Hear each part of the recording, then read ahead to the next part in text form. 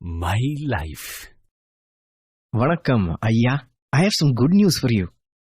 It was my mathematics teacher from class 4, and he was standing just outside the house and calling out to my father. He looked quite excited, so we all rushed out to greet him and invite him inside. My father offered him a seat and then looked on expectantly. Abdul, come up here, to me.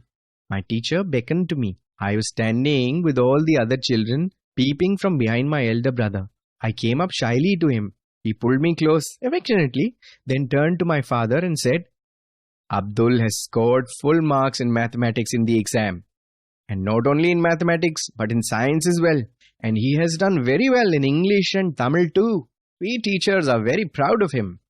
I was so pleased to hear this result. But I was even more pleased because my teacher had taken the trouble to come all the way to my house and tell us about this.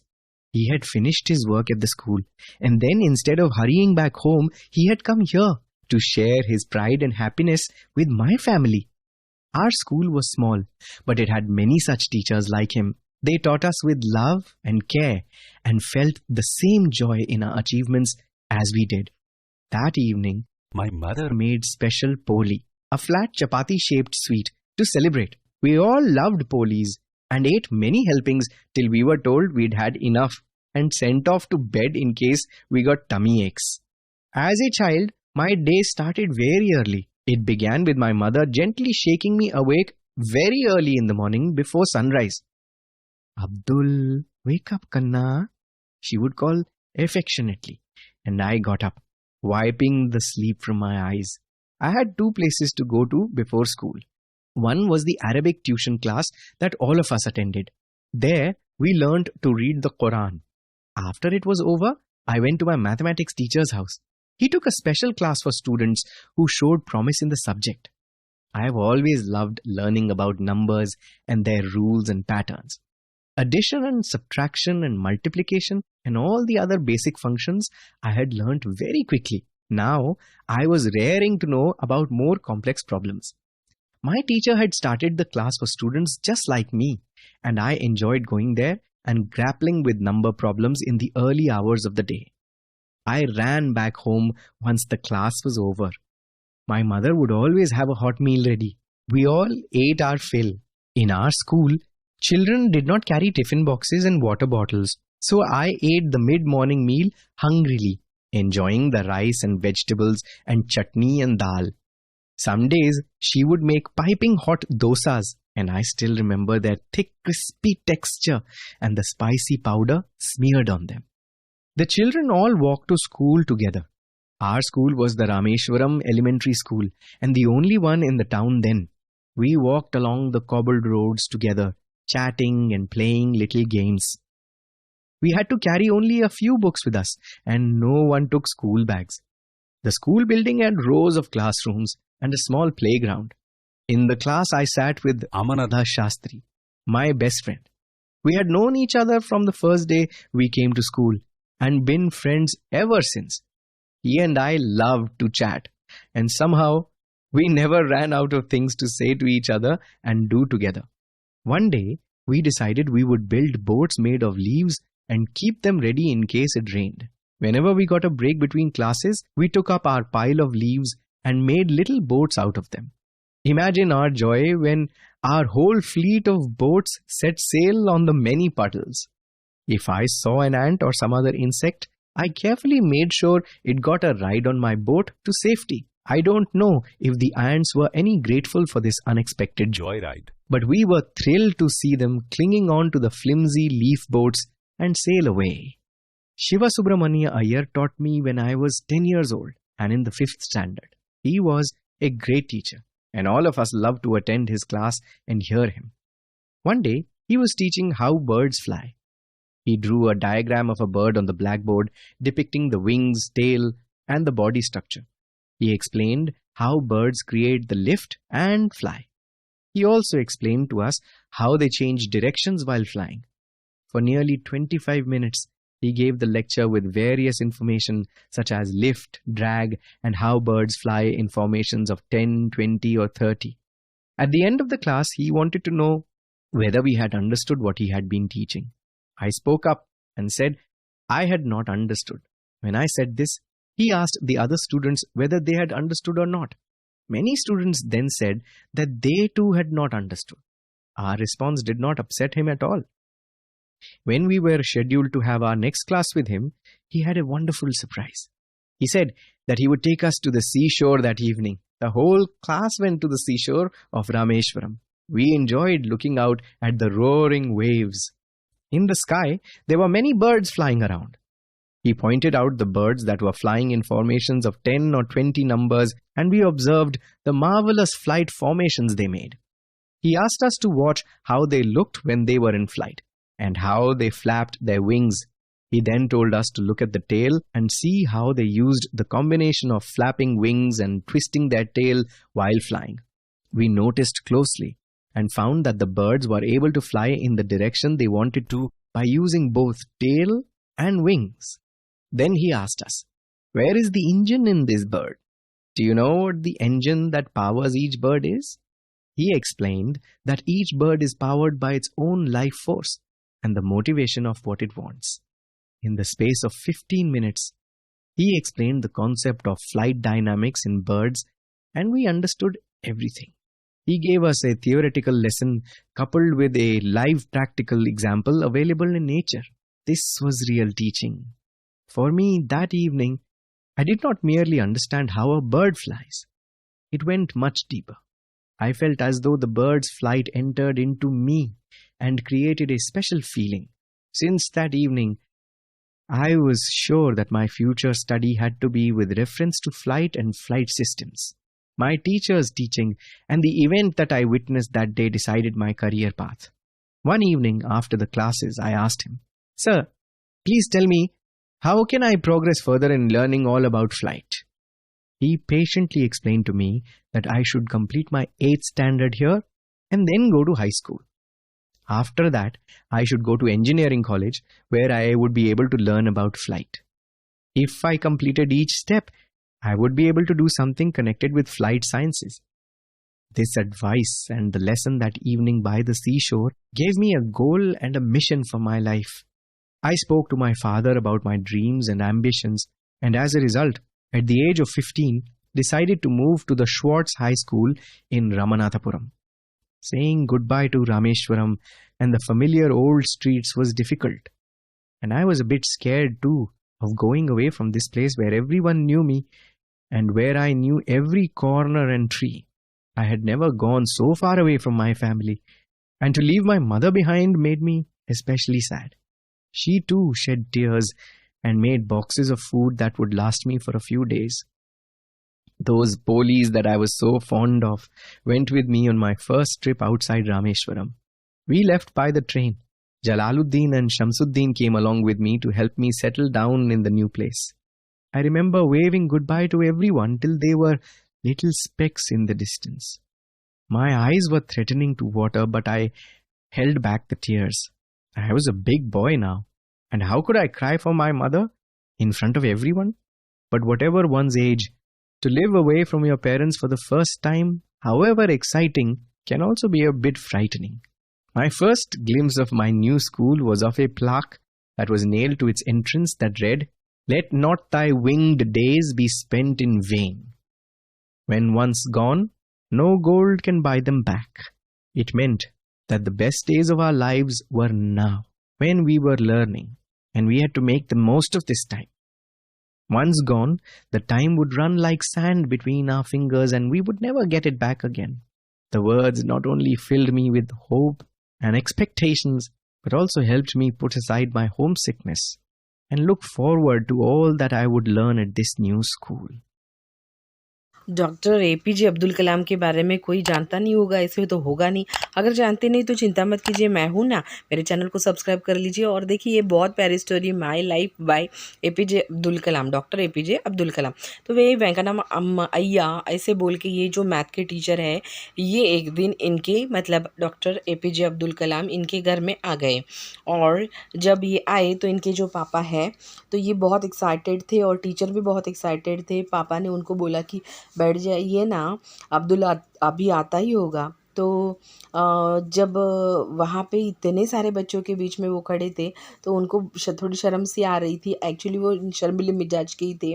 वो प्यार से teacher के पास गए, teacher ने उन्हें बुलाया और फिर बोला, आपको पता है आपका बेटा अब्दुल जो है ये मैथ ही नहीं, साइंस नहीं इंग्लिश में भी, और इंग्लिश नहीं तमिल में भी, ओवरऑल सारे सब्जेक्ट में इसने टॉप कर दिया है, आपको पता है। और ये बहुत टैलेंटेड है। इतनी सारी ट्रबल होने के बावजूद भी आपका बेटा बहुत पढ़ाई में होनहार है, ऐसे इन्होंने बताया। आगे की स्टडीज़ के लिए इसे मोटिवेट कीजिए, बहुत अच्छी पढ़ाई दीजिए, ऐसे बोल के जो टीचर है ये इनका बहुत गर्व महसूस करते थे इनको पढ़ाने के लिए। जो टीचर है ये बहुत अच्छे से अलग अलग प्लान से अलग अलग टेक्नोलॉजीज़ यूज़ करके इन्हें पढ़ाते थे। ये जो स्वीट रोटी होती है इसे पोली कहा जाता है। ये इनकी मम्मी इनके लिए जैसे पूरन पोली होती है बहुत मीठी सी, वैसे ही ये बहुत प्यार से उसे खाते थे और फिर सो जाते थे। एक्चुअली ये तब तक खाते थे जब तक उनको दर्द ना हो। सुबह सुबह बहुत जल्दी उठ जाते थे। उनकी मम्मी बहुत प्यार से उन्हें उठाती थी कि बेटा उठ जाओ और सूर्य देवता जल्दी ही आने वाले हैं। तो वो प्यार से उन्हें कान्हा बोलते थे, अब्दुल कान्हा उठ जाओ बेटा। तो वो आँखों को जैसे ही पहले सुबह का टाइम होता था तो वो उनकी जो अरेबिक ट्यूशन थी कुरान पढ़ने के लिए वहाँ पे जाते थे। और वहाँ उसके बाद में फिर जो मैथमेटिक के टीचर थे वो एक्स्ट्रा क्लास मतलब ट्यूशन के जैसे ही स्पेशल क्लासेस वहाँ पे लेते थे। जैसे डॉक्टर APJ अब्दुल कलाम के जैसे जो टैलेंटेड बच्चे हैं वो जो बुद्ध है वो भी वहाँ पे आके उनको एक्स्ट्रा क्लास पढ़ाते थे। तो बहुत मैथ्स के अलग अलग टेक्निक, अलग अलग रूल, अलग अलग चीज़ें इन्हें वहाँ पे पढ़ने के लिए मिलते थे और इन्हें बहुत अच्छा भी लगता था। घंटों बैठने के लिए भी वो वहाँ पे रेडी थे, लेकिन बाद में स्कूल में जाना है इसलिए वो आ जाते थे। घर आने के बाद इनकी मम्मी उनके लिए गरम गरम खाना बनाती थी। गरम गरम खाना ये भर के, क्योंकि वो टाइम पे ना टिफ़िन वाटर बॉटल ऐसी चीज़ें स्कूल में नहीं लेके जाते थे, तो घर से पेट भर के खाना खा के जाते थे बच्चे। राइस है, वेजिटेबल्स है, उनकी मम्मी डोसा जो बहुत अच्छे से डोसा बनाती थी, उसके साथ बहुत जो क्रिस्पी लेयर रहती थी डोसा की वो बहुत सुंदर थी, उसका टेक्सचर बहुत सुंदर था और उन्हें उसके साथ चटनी थी। रामेश्वरम एलिमेंट्री स्कूल यहाँ तक उन्होंने यहाँ पे पढ़ाई की थी। उनका भाई बहन भी इनके साथ ही वहाँ पे पढ़ा करते थे, फिर चैटिंग करते थे, फिर प्लेइंग करते थे, बहुत सारे बुक यहाँ पे पढ़ते थे। और ये ज़्यादा ना स्कूल बैग हुआ नहीं करती थी वो टाइम पे, 1-2 बुक हाथ में ही लेके चले जाते थे। अब बिल्डिंग बोले तो इतनी बड़ी बिल्डिंग भी नहीं हुआ करती थी, 1 फ्लोर ओनली। तो वो बेंचेस पे वहाँ पे बैठा करते थे और फिर फ्रेंड्स के साथ जैसे ही वो पढ़ते थे, लिखते थे, सारी चीज़ें एक दूसरे को समझाते थे। वो टाइम पे इतना कंपटीशन नहीं था कि मैं इसे बताऊंगा, नहीं, ये एक दूसरे से बातें करने में सबको बहुत मज़ा आता था। और ये जो है ये शाय नेचर के थे, लेकिन ये फ्रेंड्स के साथ बहुत अच्छे से बातें करते थे। जो बुद्धू बच्चे होते हैं उनको ज़्यादा फ्रेंड नहीं रहते हैं, लेकिन जो टैलेंटेड बच्चे ना पूरा क्लास उनका फ्रेंड रहता है। बारिश में भीगना, बोर्ड बनाना, ये सारी चीज़ें उन्हें बहुत पसंद थी। बोर्ड बनाते पानी में छोड़ते थे और वो बोर्ड दूर तक जाने तक वो उसे देखते रहते थे।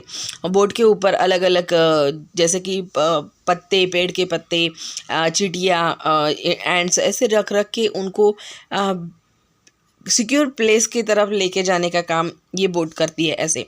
तो इनके जो टीचर थे शिव सुब्रमण्यम अय्यर, ये बहुत ही प्यारे, बहुत ही अच्छे टीचर थे। ये अलग अलग पेडागोलॉजी यूज़ करके इन्हें पढ़ाते थे। एक बार है ना बर्ड्स कैसे फ्लाई करता है और बर्ड फ्लाई कैसे करता है इसके अकॉर्डिंग वो उनको बॉडी, आई, विंग, मतलब ये पूरा बॉडी जो स्ट्रक्चर होता है ये तो सिखा रहे थे, उसका लिफ्टिंग कैसे होता है, उसका फ्लाई कैसे होता है, ये सारी चीज़ें, डायरेक्शंस है, ये सारी चीज़ें एक्सप्लेन कर रहे थे।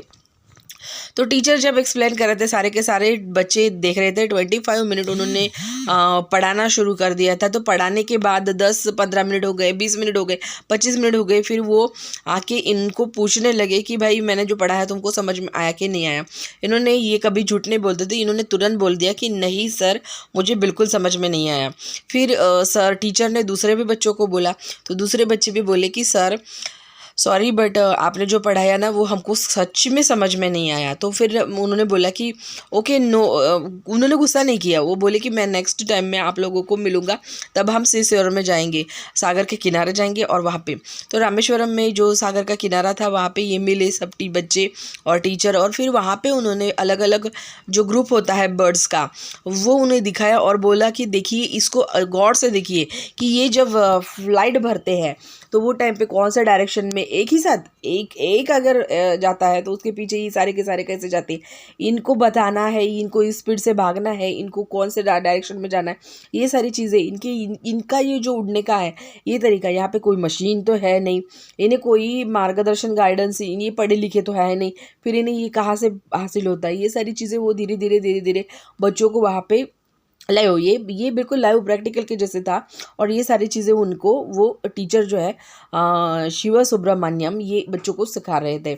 डॉक्टर APJ अब्दुल कलाम जो बचपन से ही ऐसे टीचर लोगों के हाथ से गए थे, तो उन्हें ना स्टार्टिंग में ये जो टॉपिक था वो बिल्कुल समझ में नहीं आया था, लेकिन ये जो तरीका था थेरोटिकल प्रैक्टिकल जो वो पढ़ा रहे थे, उसके बाद में उन्होंने सच में देखा कि जो बर्ड्स है वो कैसे जाते हैं, कैसे उड़ते हैं, और इससे उनका जो फ्लाइट साइंस होता है उसके बारे में जो जिज्ञासा थी, ईगरनेस था, ये बढ़ गया। उन्होंने सोच लिया कि बड़ा होने के बाद मैं भी ऐसे ही तरीके यूज़ करूँगा स्टडी के लिए, और फ्यूचर में मैं फ़्लाइट सिस्टम कैसी होती है, फ़्लाइट कैसे भरते हैं, ये सारी चीज़ें सीखूंगा। उन्होंने अपने टीचर से इसके बारे में बात भी की कि करियर जब स्टार्ट करना है तो क्या करना पड़ेगा ये सब सीखने के लिए। तो धीरे धीरे उनके टीचर ने उनको आराम से बैठा के बोला कि बेटा पहले तुम्हारी 8वीं कक्षा है वो पूरी कर लो, 8वीं कक्षा पूरी होने के बाद तुम हायर क्लास के लिए दूसरी जगह पे जाओगे, वहाँ से फिर तुम इंजीनियरिंग करोगे, और इंजीनियरिंग में तुम लोगों को पढ़ा जाएगी कि फ़्लाइट कैसे होती है, और फिर तुम सब जो फ्लाइट साइंसेस है वो सब सीखोगे वहाँ पे। तो ये सारी चीज़ें ना उनके टीचर ने तब उनको, जब वो 7th स्टैंडर्ड में 8th स्टैंडर्ड में पढ़ते थे तभी उनको बताया। फिर उन्होंने घर जाके अपने पापा को भी ये वाली चीज़ें बताई कि मुझे ऐसे ऐसे करना है। तो पापा ने बोला कि हाँ बेटा तुम 15 साल के तो हो जाओ, फिर उसको बाद तुमको यहाँ से निकाल के शहर में तुमको डाल देंगे। ये बहुत डिफ़िकल्ट था एक पुअर फैमिली के लोगों के लिए कि यहाँ से निकल के शहर में जाना, वहाँ पे फिर रहना, मतलब ये सारी चीज़ें फैमिली के लिए बहुत उनको इतनी इकोनॉमिकल फाइनेंशियल प्रॉब्लम थी। फिर भी उन्होंने बोला कि नहीं, अगर आप जाते हैं तो आपका सपना आपका कर सकते हैं। मम्मी को एक्चुअली बच्चा दूर जाएगा ये सोच के बहुत रोना आ रहा था, तो आंखों में आंसू भरे हुए थे, और तभी उन्होंने बच्चे के लिए 2-3 पोलीज टिफ़िन में भर दी, और इनका जो शहर के लिए आगे की पढ़ाई के लिए जाना था वो हो गया। ये ट्रेन में बैठे हैं अपने भाई के साथ, और फिर मम्मी पापा को ये बाय बोल रहे। आप सोच समझ सकते हैं कि मम्मी के सामने रोना बोले तो मर्द को दर्द नहीं होता है, मर्द के रोना भी इम्पॉसिबल है, लेकिन माँ के सामने एक बच्चा जो है, आप सोच सकते 15 साल का बच्चा उनको पहली बार छोड़ के जा रहा था, और ऐसी जगह पे जा रहा था कि जिस जगह पे वो कभी ज़िंदगी में गया नहीं था, लेकिन सपना पूरा करना है तो जाना पड़ेगा। तो जब स्टार्टिंग में ये अपने स्कूल में गए थे तो वहाँ पे ये बोर्ड आप देख सकते हैं, let not thy winged days be spent in vain once gone no gold can buy them back. ज़िंदगी में ये जो हमारे हायर क्लासेस के 2-3 साल रहते हैं, ये हमारे लिए इतने इम्पॉर्टेंट रहते। एक बार अगर हम लोगों ने इससे फ़ायदा नहीं लिया ना, तो ज़िंदगी में हम सब चीज़ पा सकते हैं, लेकिन ये वाले 2 साल जो रहते हैं ना, ये कभी नहीं पा सकते, और इसमें जो सीखने वाली चीज़ होती है वो भी नहीं पा सकते। तो बच्चों पढ़ाई कीजिए, दूसरी फालतू चीज़ों को छोड़ दीजिए, यही मकसद है इस स्टोरी का। आशा करती हूँ कि आप लोगों को समझ में आ गया होगा। अगर आ गया है तो लाइक कीजिए, शेयर कीजिए, सब्सक्राइब कीजिए, और ऐसे ही देखते रहिए हमारे चैनल को। धन्यवाद।